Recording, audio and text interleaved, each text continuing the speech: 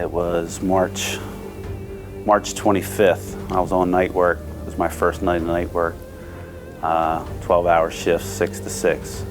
I had been sick for maybe 2 days, 3 days, really fighting a really bad cold. Just kind of hanging out on the couch, I remember, with the wife and kids. And she really didn't want me to go to work. Talked me into calling off. Tried to, but I'm not the type of person to call off. Weren't running real good on the mill. Had a few breaks, and I just remember the mill itself getting real nasty. A lot of paper hanging all over the place. It gets hot in certain areas, so they were kind of sticklers on housekeeping. And we have a vacuum area above the reel. Kind of pulls in the loose streamers or whatever's flying through the air. And we had a bunch of paper jammed into this one vacuum slot above the reel. So we decided to throw a doctor blade in, craping blade, to try to rectify the situation so we weren't running as bad. So we shut down the reel. Did the same thing that I'd done 100 times.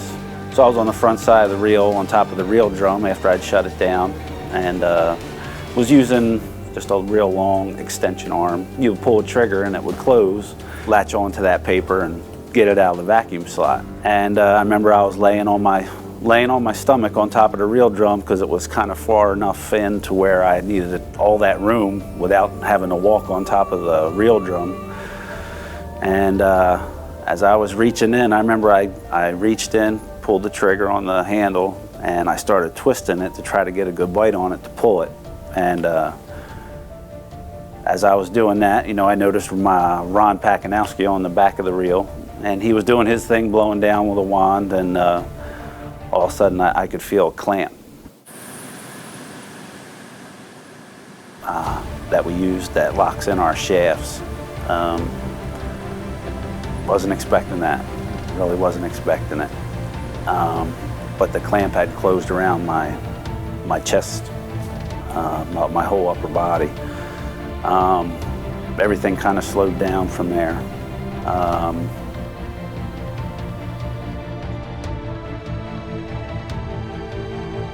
It's weird, all the things that kind of, I don't even know the time frame, to be honest. Like, it holds the shaft. The shaft is, I think it's over 6,000 pounds, so all of a sudden your brain computes 3 tons, and here, look, I was only 230 pounds at the time.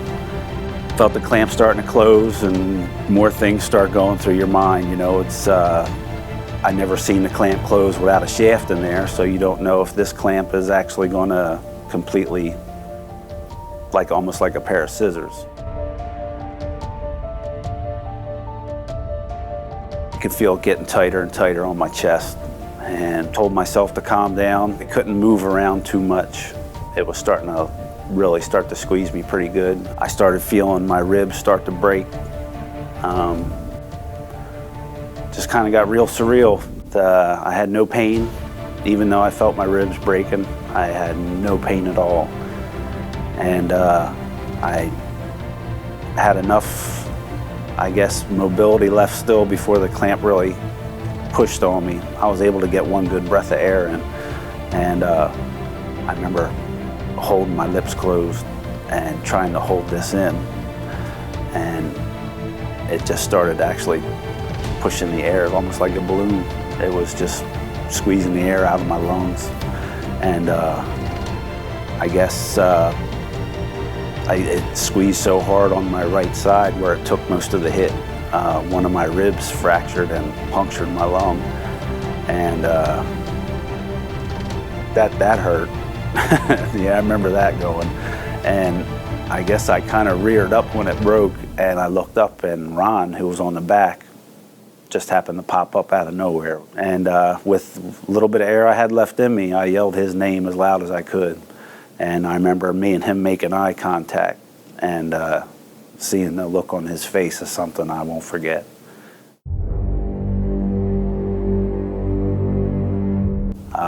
It must have been a hell of a lot worse for him. I could feel the light starting to go out. Can't say that I'm a super religious person. I believe in God. I'm a Christian. Last thing I said that I can remember is, God, get me through this. And just kind of like somebody turned the switch out.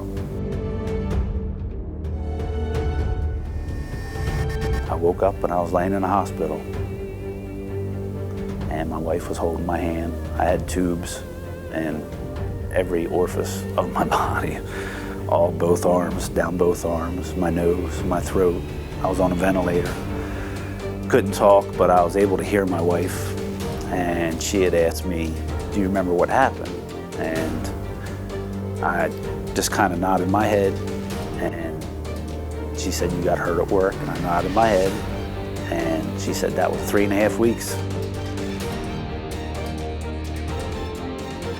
And that time lapse from the time that I talked to God and the time that I saw her, it felt like 20 minutes.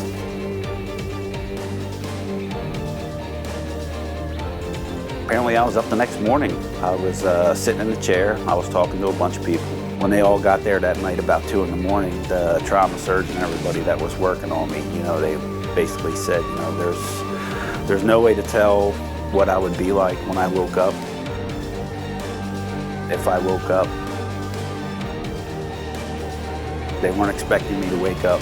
They had no idea how long I wasn't breathing. From 5 minutes to up to 15 minutes that I was actually stuck in the clamp. I never really got a definite time frame on it. There was no way to disengage the clamps that had me. They ended up doing, I believe, from everything that I've heard, they actually they broke the hydraulic lines just to try to relieve the pressure, and then they had to pry the clamp off of me. And from where I was on the machine, I was probably anywhere between 6 to 8 feet in the air. So they sent the biggest guy up, Tracy, nice guy, but apparently he slung me over his shoulder. Once they got me out, he carried me down and they put me on the floor right there. And 2 mechanics who had no business being in the plant, they're day work mechanics. They heard all the commotion going on over the intercom system, I guess, when they were trying to get the electricians and everybody up there. So they came up to see what was going on, had no business being there. It's like there was another power there that said, we'll have these guys there tonight because they're going to be needed. Bruce said he had done CPR on people. He'd seen dead people before. He was in the military. I've heard that he was a part-time police officer. But he said he had told me in this conversation that he'd seen a bunch of dead people in his time, and I looked worse than some of the people that he'd seen. Bruce and this other mechanic, Jay, like I said, had no business being there, but they were, thank God, because they were like the first ones to jump on me and start doing CPR on me. And it's probably the only thing that saved me, to be honest. Saved me to the point where I still got all my marbles. I'm not, they really didn't think I would be able to, I guess even, I would exist, but they didn't think I would know where I was just because I wasn't breathing for so long. I couldn't imagine what my family had to go through. Like I said, I didn't conversate with my wife really, and that was just a head nod for almost a month after the accident. I laid there on a bed. My right lung was punctured from the rib. My left lung, I guess when I aspirated, I swallowed my own vomit back into my left lung, and I ended up getting pneumonia the next morning. So they just basically put me into a medically induced coma for 3.5 weeks. So I sat there and just laid in the bed for 3.5 weeks. My wife and girls and family.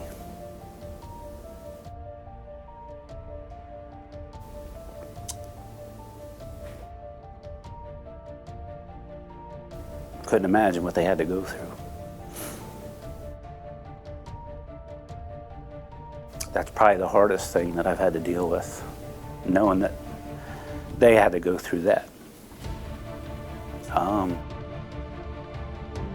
My brothers and sisters, we're all real close. We've always been close. I mean, I grew up being a paper maker as long as I can remember. Lived in a neighborhood with 2 other paper makers since I was 2, 3, 4 years old. I can remember, just hearing about it and thinking about how fascinating it was. It did sound like they were just so passionate about what they did. And I thought that would be pretty cool. And lo and behold, I ended up being the same thing as my dad. He almost got killed on the same paper machine that I almost got killed on. I remember waking up for school one morning and walking past his bedroom, and the door was open and he was laying in bed, and his face was all busted up, had his arm in a sling, had his leg in almost like a hard boot type system from his hip down to his ankle. Leg all propped up in the air. Like, man, it looked like he got hit by a bus. He was walking on the second platform on the same mill, probably about 30 yards from where I got nailed, and the platform gave way. And just, I guess by the grace of God, you know, I reached out and grabbed onto the farthest part of the platform that had broken away, and he was hanging about 2 stories in the air from what I hear. An old machine tender, Bob Amos, who I've worked with, saw me grow up, one of my mentors, bigger guy, ended up coming over and bringing a rolling walkway over that we used to keep on the floor, and ended up getting over there in time before my dad fell and saved my dad's life. But as he was hanging there, the piece of walkway broke free and smashed him in the face. And I think he was hanging there so long, he pulled his shoulder out of socket. What my family had to go through thinking that their brother, son, husband almost got killed on the same machine, it's very sobering. Kind of ironic, I guess.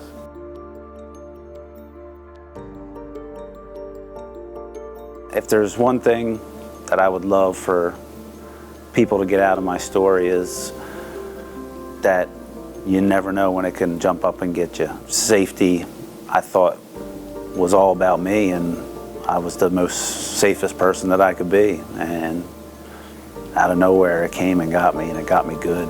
And if it can get me, it can get anybody. I'm Dave Will, and safety's bigger than me.